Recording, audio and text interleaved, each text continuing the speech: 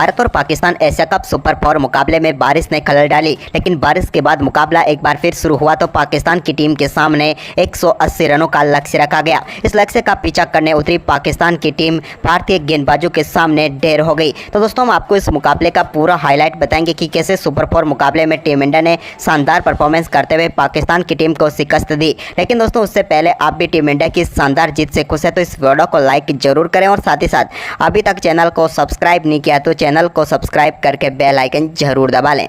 तो चलिए दोस्तों हम जानते हैं इस मुकाबले का पूरा हाईलाइट शुरुआत से ही कि आखिरकार बारिश के बाद पाकिस्तान की टीम जब मैदान पर उतरी तो किस प्रकार से 180 रनों के लक्ष्य के सामने इनके बल्लेबाजों ने घुटने टेक दिए। तो सबसे पहले हम बात कर लेते हैं भारतीय टीम की इनिंग की।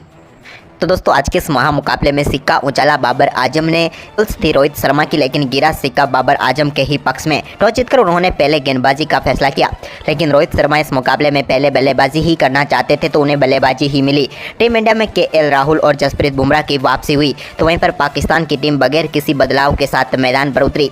दोनों टीमों के बीच नेशनल एंथम के बाद ये मुकाबला शुरू हुआ। टीम इंडिया की तरफ से पारी की शुरुआत करने उतरे रोहित तो उनके साथ थे शुभमन गिल और आमने सामने थे एक बार फिर शाहिन अफरीदी और रोहित शर्मा। लेकिन दोस्तों रोहित शर्मा ने पहले ओवर की आखिरी गेंद पर कमाल का फ्लिक शॉट खेलते हुए ओवर डीप बैकवर्ड्स कर लेग के ऊपर से गेंद को 6 रनों के लिए बाउंड्री लाइन के पार भेजा।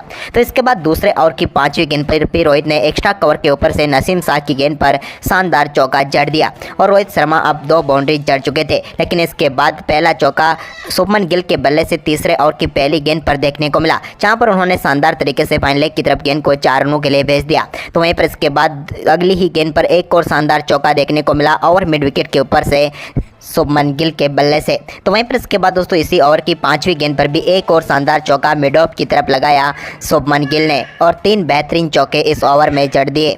वहीं पर इसके बाद 5वें ओवर में भी एक बार फिर जब शाहिन अफरीदी और शुभमन गिल आमने सामने हुए तो यहां पर आगे बढ़कर एक कमाल का चौका सामने की तरफ लगा दिया शुभमन गिल ने और गेंद को 4 रनों के लिए भेज दिया। तो दोस्तों 5वीं गेंद पर भी शुभमन गिल के बल्ले से एक और शानदार चौका इस बार भी देखने को मिला और उन्होंने कवर ड्राइव के जरिए गेंद को 4 रनों के लिए भेजा। वहीं पर इसके बाद शाहिन शाह अफरीदी के ओवर की आखिरी गेंद पर भी उन्होंने एक और शानदार चौका जड़ दिया और भारतीय टीम के लिए कमाल की शुरुआत हो गई। लेकिन इसके बाद 8वें ओवर की पहली गेंद पर नसीम शाह के एक और शानदार चौका देखने को मिला पॉइंट के बीच में से शुभमन गिल के बल्ले से और गेंद को 4 रनों के लिए भेज दिया। इसके बाद दोस्तों यहाँ पर 8वें ओवर की तीसरी गेंद पर भी एक और शानदार चौका बल्ले का एज लेकर गया। यहाँ पर स्लिप में मौका था लेकिन यहाँ पर कोशिश ही नहीं की पाकिस्तान के फील्डर ने और एक और चौका यहाँ पर मिला शुभमन गिल को। इसके बाद दोस्तों गिल ने 9वें ओवर की दूसरी गेंद पर भी एक और शानदार चौका फाहिम अशरफ की गेंद पर लगाया और लगातार बाउंड्रियां जारी रही। लेकिन 10वां ओवर डालने आए नसीम शाह की तीसरी गेंद पर रोहित ने भी शानदार शॉट खेलते हुए मिड विकेट की तरफ गेंद को 4 रनों के लिए भेज दिया। तो वहीं पर चौथी गेंद पर उन्होंने एक और शानदार शॉट खेलते हुए इस बार भी और मिड विकेट के ऊपर से ही गेंद को 4 रनों के लिए भेज दिया। दोनों बल्लेबाज कमाल की शुरुआत कर चुके थे टीम के लिए और 50 रनों की पार्टनरशिप भी पूरी कर चुके थे। इसके बाद दोस्तों यहाँ पर शुभमन गिल के बल्ले से एक और शानदार चौका फाहिम अशरफ की गेंद पर देखने को मिला। लेकिन इसके बाद रोहित शर्मा ने 12वें ओवर की आखिरी गेंद पर एक टॉप एज के जरिए शानदार चौका हारिस रॉफ की गेंद पर लगाया। तो वहीं पर इसके बाद शानदार बल्लेबाजी करते हुए शुभमन गिल ने 37 गेंदों पर अपना अर्धशतक पूरा कर लिया। कमाल की बल्लेबाजी रही गिल की। लेकिन इसके बाद 13वें ओवर की चौथी गेंद पर रोहित शर्मा ने शादाब खान की गेंद पर कमाल का शॉट खेलते हुए गेंद को 6 रनों के लिए बाउंड्री लाइन के पार भेज दिया। तो वहीं पर इसी ओवर की 5वीं गेंद पर भी उन्होंने एक और कमाल का शॉट खेला और इस बार भी गेंद को स्टैंड में भेज दिया और बैक टू बैक 2 गेंदों पर 2 कमाल के छक्के उनके बल्ले से देखने को मिले। जबकि दोस्तों ओवर की आखिरी गेंद पर भी उन्होंने कट शॉट के जरिए गेंद को बिहाइंड द स्क्वायर 4 रनों के लिए भेज दिया और दोनों बल्लेबाजों के बीच मात्र 85 गेंदों पर ही 100 रनों की पार्टनरशिप पूरी हो गई। इसके बाद 15वें ओवर की पहली गेंद पर शादाब खान की गेंद को डीप मिड विकेट के ऊपर से 6 रनों के लिए भेजकर रोहित शर्मा ने कमाल का अर्धशतक मात्र 42 गेंदों पर ही पूरा कर लिया। दोनों बल्लेबाज अब कमाल की शुरुआत टीम इंडिया को दे चुके थे।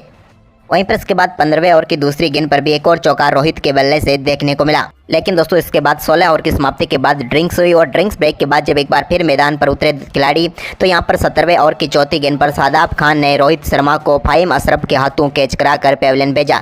काफ़ी शानदार बल्लेबाजी कर रहे थे रोहित, लेकिन इस मुकाबले में 4 छक्के जड़ने के बाद वो 49 गेंदों पर 56 रन बनाकर पेविलियन लौटे और टीम इंडिया को पहला झटका लगा। उनके आउट होने के बाद यहाँ पर विराट कोहली क्रीज पर उतरे। लेकिन दोस्तों 18वें ओवर की 5वीं गेंद पर शाहिन शाह अफरीदी ने शुभमन गिल को भी आगा सलमान के हाथों कैच कराकर पेविलियन भेज दिया और यहां पर भारतीय टीम को दूसरा झटका लगा। यहां पर 3 ओवर में 2 झटके लगने के बाद अब टीम इंडिया मुश्किल में आ चुकी थी क्योंकि गिल 52 गेंदों पर 58 रन बनाकर पेविलियन लौटे। वहीं पर इसके बाद केएल राहुल और विराट कोहली ने स्कोर को आगे बढ़ाया तो 20वें ओवर की 5वीं गेंद पर एक शानदार पुल शॉट के जरिए गेंद को 4 रनों के लिए भेजा मिड विकेट बाउंड्री लाइन के बाहर केएल राहुल ने। तो वहीं पर इसके बाद 24वें ओवर की तीसरी गेंद पर भी उनके बल्ले से एक और शानदार चौका देखने को मिला। अब टीम इंडिया का स्कोर 24.1 ओवर में 147 रन हो चुका था। तभी दोस्तों यहाँ पर एक बार फिर इस मुकाबले में बारिश ने खलल डाली और बारिश की वजह से मुकाबला रोकना पड़ा। विराट कोहली 8 तो वहीं पर केएल राहुल 17 रन बनाकर मौजूद थे क्रीज पर, लेकिन इसके बाद बारिश इतनी तेज हुई कि मुकाबले में शुरू होने में काफ़ी देर हो गई। इसके बाद मुकाबले को सिर्फ 20-20 ओवर का ही रखा गया, यानी कि भारतीय पारी एक बार फिर शुरू ना हो पाई और पाकिस्तान की टीम के सामने डीएलएस मेथड के तहत 180 रनों का लक्ष्य रखा गया। वहीं पर इस लक्ष्य का पीछा करने उतरी पाकिस्तान की टीम की तरफ से पारी की शुरुआत करने उतरे फखर जमान, तो उनके साथ थे इमाम उलहक। टीम इंडिया की तरफ से जसप्रीत बुमराह को गेंद थमाई गई थी, लेकिन दोस्तों पहले ओवर में सिर्फ 3 ही रन जसप्रीत बुमराह ने खर्च किए और पहले ओवर में उनके सामने संघर्ष करते हुए नजर आए फखर जमान। तो वहीं पर इसके बाद दोस्तों दूसरे ओवर में मोहम्मद सिराज की गेंद पर एक चौका लगाने में जरूर कामयाब हुए फखर जमान, लेकिन 2 ओवर में इस टीम का स्कोर सिर्फ 9 रन ही हो पाया। अब तीसरे ओवर में एक बार फिर जसप्रीत बुमराह के सामने शानदार चौका जड़ दिया यहाँ पर कमाल का शॉट खेलते हुए फखर जमान ने और इस ओवर में 7 रन बनाए, लेकिन पाकिस्तान की टीम ने 5 ओवर में 27 रन ही बनाए और कोई भी विकेट नहीं गंवाया। लेकिन इसके बाद दोस्तों वो छठे ओवर में एक बार फिर भारतीय टीम की तरफ से रविंद्र जडेजा को ओवर सौंपा गया। तो रविंद्र जडेजा ने यहां पर पहली गेंद पर फखर जमान को LBW आउट करके पेविलियन भेजा। कमाल की गेंद थी, हालांकि फखर ने रिव्यू लिया लेकिन वो अपने आप को बचा नहीं पाए। फैसला अंपायर का कायम रहा और वो आउट होकर पेविलियन लौटे। उनके आउट होने के बाद क्रीज पर उतरे बाबर आजम, लेकिन इसी बीच दोस्तों इसी ओवर की आखिरी गेंद पर कमाल की गेंदबाजी करते हुए इमाम उलहक को भी पेविलियन भेज दिया रविंद्र जडेजा ने।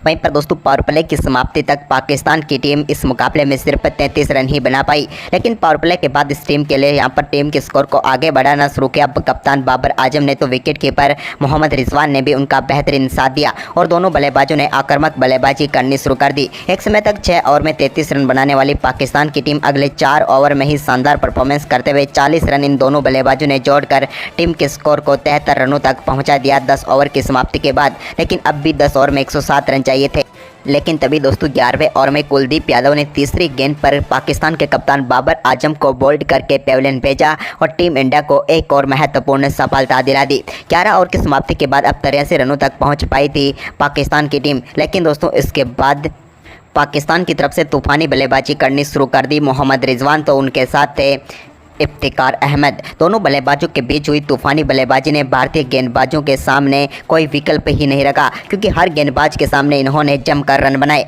और तेजी से टीम के स्कोर को आगे बढ़ाया। एक समय तक 11 ओवर में 83 रनों तक पहुंची थी पाकिस्तान की टीम, लेकिन अगले 6 ओवर में इस टीम ने 140 रनों का आंकड़ा छू लिया और आखिरी 4 ओवर में मुकाबला जीतने के लिए चाहिए थे पाकिस्तान की टीम को मात्र 40 रन, यानी कि मुकाबला एक बार फिर पाकिस्तान की पकड़ में आ चुका था। और इसका सबसे बड़ा कारण इफ्तिकार अहमद रहे, जिन्होंने 5 छक्कों की बदौलत मात्र 21 गेंदों पर अपना अर्धशतक पूरा कर लिया और भारतीय गेंदबाजों के सामने बड़ी चुनौती बन गए। मुकाबला दोनों बल्लेबाजों ने आखिरी ओवर तक लेकर चले गए, जहाँ पर आखिरी ओवर में 16 रन चाहिए थे पाकिस्तान की टीम को जीत के लिए और स्ट्राइक पर अब आ चुके थे एक बार फिर इफ्तिकार अहमद। लेकिन भारतीय टीम की तरफ से गेंदबाजी सौंपी गई आखिरी ओवर में जसप्रीत बुमराह को। जसप्रीत बुमराह ही एकमात्र ऐसे गेंदबाज थे जो ये कारनामा कर सकते थे इस ओवर में इन रनों को बचाकर। इफ्तिकार अहमद पहली ही गेंद पर बड़ा शॉट खेलना चाहते थे, लेकिन जसप्रीत बुमराह की इस गेंद को पूरी तरह से मिस कर गए इफ्तिकार अहमद और डॉट गेंद रही। वहीं पर इसके बाद दोस्तों दूसरी गेंद पर उन्होंने कमाल का शॉट जरूर खेला एक वाइड गेंद पर लेग साइड की तरफ, लेकिन वो गलती कर बैठे और गेंद सीधे फील्डर के हाथों में चली गई और वो अपना विकेट गंवा बैठे। उनके आउट होने के बाद आगाज सलमान क्रीज पर उतरे तो उन्होंने सिंगल लिया, लेकिन इसी बीच दोस्तों चौथी गेंद पर 2 रन लेने के चक्कर में रन आउट होकर पेविलियन लौटे मोहम्मद रिजवान। अब मुकाबला टीम इंडिया की पकड़ में आ चुका था। वहीं पर 5वीं गेंद डॉट रही, जहां पर शादाब बड़ा शॉट खेलना चाहते थे, लेकिन वो पूरी तरह से चुके, जबकि आखिरी गेंद पर जसप्रीत बुमराह ने उन्हें भी बोल्ड करके इस पारी का अंत किया और टीम इंडिया को इस मुकाबले में बेहद ही शानदार जीत दिलाई। तो दोस्तों आखिरी ओवर जसप्रीत बुमराह का आपको कैसा लगा, आप हमें अपनी राय कमेंट बॉक्स में जरूर दें और इस वीडियो को अपने दोस्तों के साथ ज़्यादा से ज़्यादा शेयर जरूर करें। धन्यवाद दोस्तों।